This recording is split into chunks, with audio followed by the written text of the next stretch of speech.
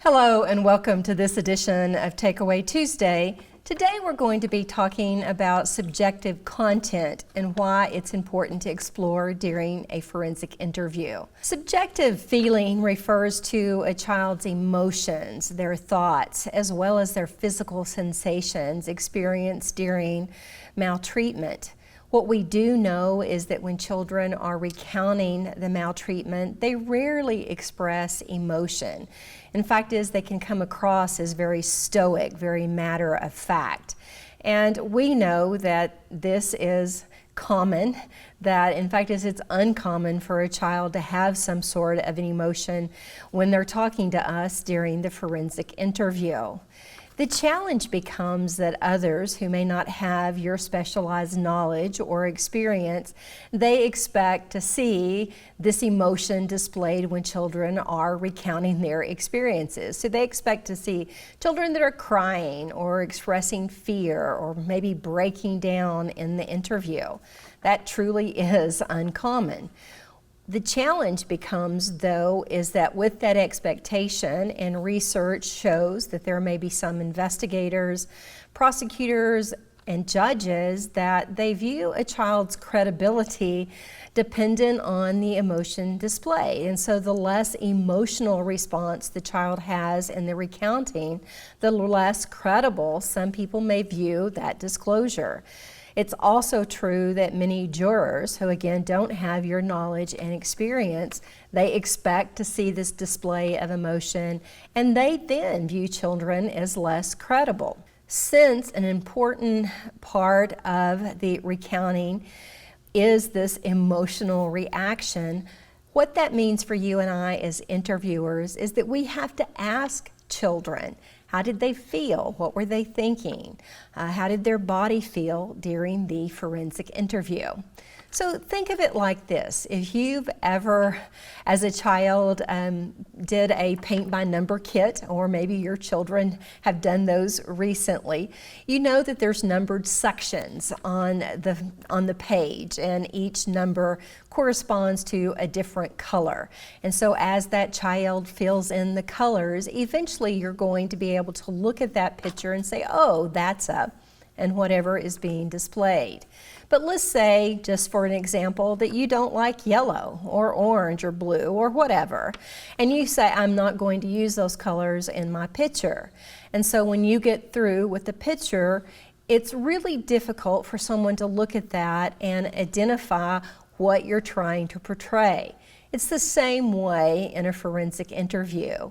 If we don't understand a child's thoughts or feelings, emotions, what physical sensations they experienced, we're going to miss part of the picture. We're not going to understand the totality of that child's experience. So there is some research that indicates that we, in the interview, should be asking a child, how did you feel, or what did you think? Questions. So an example would be, let's say a child has recounted to us that they were maltreated by the babysitter. So we would come back and we would ask at some point in the interview, how did you feel when the babysitter was touching your privates? And then whatever the child says, we're going to explore. And if, let's say, we want an emotional response, but let's say the child gives us a physical sensation. Well, it felt bad or it felt yucky, and we want to know how it felt on their body. We might come back and say, well, how did your body feel when the babysitter touched your private? But let's say we ask that how did you feel question, and we get the physical sensation, but we still want to explore that emotional response. Then we could come back and say, what were you thinking when the babysitter touched your private?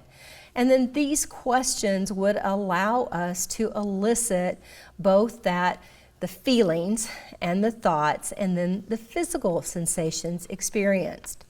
Now, another arena that we might need to explore to, again, try to get to the totality of the child's experience is to ask about, did you think about telling, or did you ever think about telling? And if the child says yes, or even if they say no, we would explore that reasoning. And so it could be, well, what kept you from telling, or what's going on that you could talk about it now? And what these questions do is they elicit additional feelings, and that could be shame or guilt or whatever children are feeling, and there's so many reasons. So many emotions that children feel, and then so many reasons why they don't disclose. So this gets a little bit deeper into the heart of maybe a delayed disclosure and helps us understand reasons that children might not tell right away.